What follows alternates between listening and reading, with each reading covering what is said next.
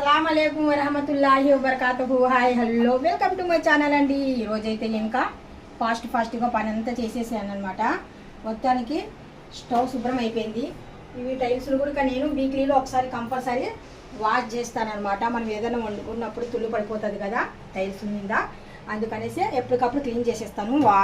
ఇదైతే ఎవ్రీడే శుభ్రం చేసేస్తానండి నేను. నాకు అసలు చిరాకు అనిపిస్తుంది శుభ్రంగా ఉండాలా స్టవ్ అనేది. ఒక కామెంట్ అతను కూడా నాకు కామెంట్ చేశారు, ఒక సబ్స్క్రైబర్ సబ్స్క్రైబ్ చేసేది లేదో తెలియదు కానీ కామెంట్ అయితే వచ్చింది నాకు. ఏంటి మీ స్టవ్ మీ ప్లాట్ఫారం కిచెన్ ప్లాట్ఫారం చాలా నీట్గా ఉంది అండి అని చెప్పారు.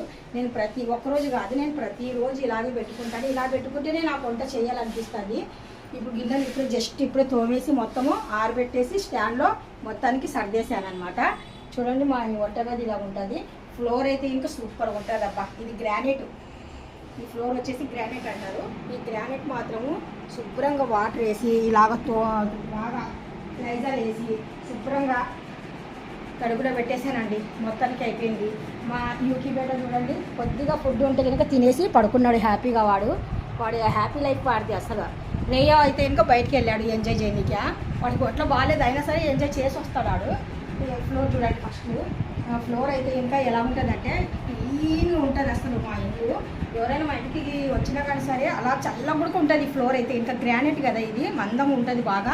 కొబ్బరికాయ కొట్టినా కానీ సరే, టైల్స్ మీద అయినా కానీ సరే, మార్బుల్ మీద అయినా కానీ సరే కొద్దిగా డ్యామేజ్ అవ్వచ్చు. కానీ ఇది గ్రానైట్ కదమ్మా, గ్రానైట్ మీద అయితే ఇంకా అవ్వదండి అలాగా. ఎందుకంటే ఈ వర్కులు మా ఆయన గారే చేయిస్తారు కదా సోయానా, అందుకనేసి మొత్తానికి ఇల్లు అనేది ఇలా ఉంటుంది మా ఇల్లు. మా ఇల్లుకి వెళ్తున్నాడు నెమ్మదిగా. చూడండి ఎలా వెళ్తున్నాడు, చూడండి చూడండి.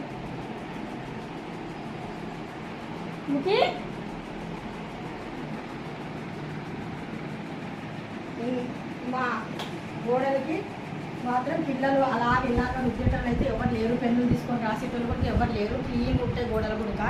ఎవరైనా పిల్లలు వస్తే చెప్పలేము అంతే. కానీ మామూలుగా అయితే ఇంకా మా ఇంట్లో అందరూ చిన్న చిన్న పిల్లలు అయితే ఎవరు లేరు.